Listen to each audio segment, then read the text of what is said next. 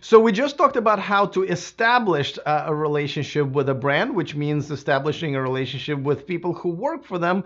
But now let's talk about how to maintain one, because it could be just as challenging, if not more challenging, than creating the original initial contact. And there are a few ways how you can do that. First and foremost, follow their brands on social media. All social media, you should be on all social media all at once. Yes, I recommend that you start with just one platform where most of your attention goes, but you should be present on all social media platforms, so follow them. Now, sometimes you'll notice that a particular person will follow you on social media from their personal account. And that's an opportunity to have a personal connection. So you might want to shoot them a message saying, "Hey, thanks for following me on Instagram. Let's say, do you mind if I'll follow you back?" And make sure to ask permission, because if it's their personal account, you kind of button in their lives a little bit. But a lot of times they will be posting pictures of something that they're doing at work, or their products and services. A lot of these people are really proud of the brands they work for, but sometimes they'll post a picture of their kids or family or vacations and so forth. So just by liking them, or making some sort of a comment and saying, "Oh my God, I've been there before. It's a great place. Try that restaurant," right? That just creates a better connection. But you will also, I'll tell you in a second why you should follow them on social media. And so also you want to make sure that you check in regularly. There might be no events going on with them, but this is once again something to use your calendar for. So if you just finished an event with a brand, or you finished a conversation with someone who you've been dealing with, set a calendar reminder in about a month or so and have you check in. It's a very simple email or a message saying, "Hey, I haven't heard from you in a while. Just wanted to check in and make sure everything's going well. Let me know if you have any events or promotions going on. Maybe we can work together on one." And they'll be very happy to hear from you, even if they have nothing going on. So checking in is basically one of the ways how to stay in touch, and they will definitely appreciate it, because when they do have something going on, when they do have that trip that will be all expense paid, or product that they want to promote and spend their money on, you want to make sure that you are fresh on their mind, because you're not that big a lot of times, and just being in front of them on their minds and their inbox helps you get those deals, helps you get those travel arrangements. So make sure to check in. Now, also be visible. Make sure that they see your stuff. This is why it's important to make all these connections on LinkedIn and Instagram and Facebook, because as you post your stuff and they follow you, you will be in front of their eyes a lot of times. If you're tweeting or Instagramming about their brand, make sure to tag them. Make sure that they know you're talking about them, so you consistently on their mind. The same thing with checking in. Again, it goes a long way when they remember that you exist. Participate. Make sure you follow them, and when they post something, at the very least, like it, but make a comment.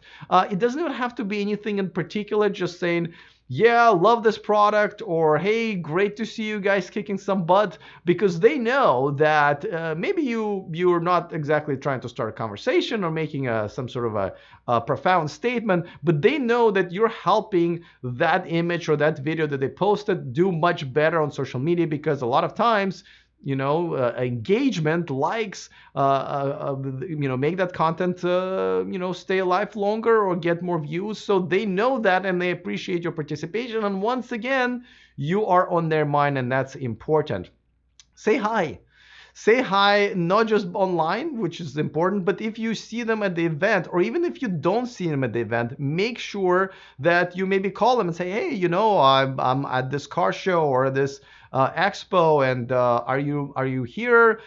Maybe we should grab a drink, or come up to their display or their booth, meet them maybe for the first time, and also meet their coworkers." A lot of times you'll make other connections just simply by having their coworkers being around. This is how you get to be introduced to that marketing or advertisement person that you're really trying to reach for that big sponsorship deal. Of course, if you know that there is an event, whether that put together by that particular brand, or that brand will participate in, of course you want to reach out to your contacts and saying, "Hey, are you going to be at that event? Am I going to see you? Let's grab drink," so forth and so forth. But in person is the best way to communicate. It's the best way to be introduced to somebody else, and it's the best way to solidify relationships. A lot of times, a lot of the deals that I've gotten were not by email. They were not even at the convention floor, a sort of a presentation or an event. A lot of times it's grabbing drinks afterwards.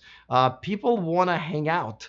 And that's where they, kind of leave their guards out. Now, I don't drink, but a lot of times when people drink, they become a little bit more loose. They are willing to disclose more information. They're more open to your ideas as well, right? So it's always good to hang out with people at the conferences. Don't make your plans when, let's say, if you travel somewhere and you wanna see some local attractions or so try certain restaurants. No, you're working, so make sure that you go wherever the crowd goes, especially if you get invited. And if you haven't, then invite somebody else. And you should go to the places where the PR people and brand people are, the people who are your potential partners and people who you work with, maybe other social media influencers, and rather than just making this a sort of a pleasure trip for yourself, you're still at work. This is important because this is what it's all about. Add value. These people, they're working. They're not like you. They don't own their own business. This is their, a lot of times, 9 to 5 job. Yes, they usually work longer hours and they're more into the brand than most people who work 9 to 5. But at the same time, it's their jobs, and they would really appreciate if you help them out and add value and make their jobs easier, because their jobs is to work with you. So if there is a presentation or a graphics or something that you can put together for them, or maybe sometimes you see them taking down their displays or putting it together, or sometimes they're running around and they're really hungry or they really wish they had a coffee. Make a quick run. Say, you know what, I'm going for a coffee myself. I know you're busy, but I'll be more than happy to get you something. I mean, you want to get through your day, right? Just help them. Help them out. Again, it comes down to human relationships. So just make sure to just be a good person, be a friend, and that would add value. And same thing when they're working on something. If they're working with you on a certain project, make sure that you help them out. If they are going to present your pitch or your idea to their internal team, help them out. Help them put together a presentation. Help to put together some slide and statistics. I just recently got a deal for the very reason, because I put together the slide for the presentation that my contact was having. They were kind of hesitant going with an ongoing deal. It's the first deal we're making with this company. They just wanted to go with one video. And I put together a presentation of why they will be getting so much more for their money if they spend just a little bit more on ongoing basis than if they were to go with a one video. I've also given a little bit more information about, not only about my channel, but also about what I've done with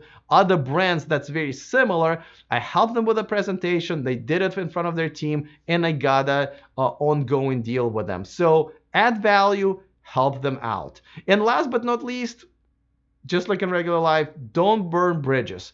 Yes, there will be a lot of people who will not, you will do all this great stuff for them. You'll make connections and everything, and they won't reciprocate. Sometimes they'll treat you like crap. Sometimes they will be rude. Sometimes they will be unprofessional.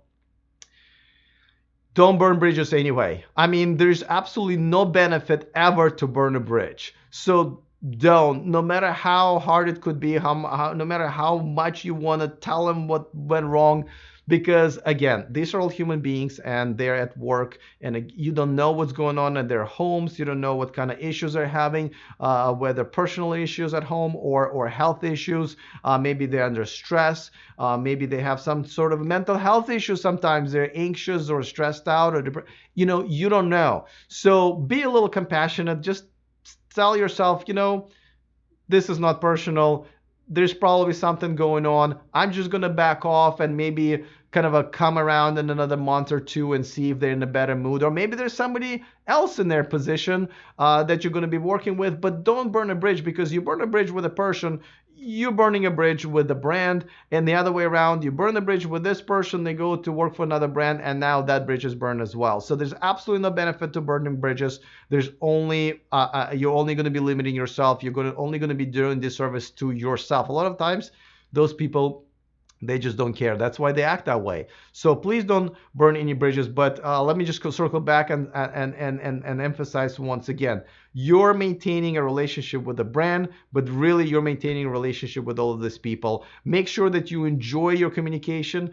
Make sure that they enjoy your communication as well. all of these little things that will help you be on their radar, because at the end of the day, if you maintain a relationship with them, whenever they have the budget, whenever they have the event, whenever they have something that you want from them, from the deal, you want to make sure that you're one of the first people in line. I'm going to give you one more example. A lot of times I get invited to events where I have no business being to those. If I'm too small of a YouTuber to be invited to a big BMW or Mercedes event where they spend $10,000-$20,000 on flying you first class, putting you in a nice hotel, having you a part of this really big exclusive event with great food and entertainment.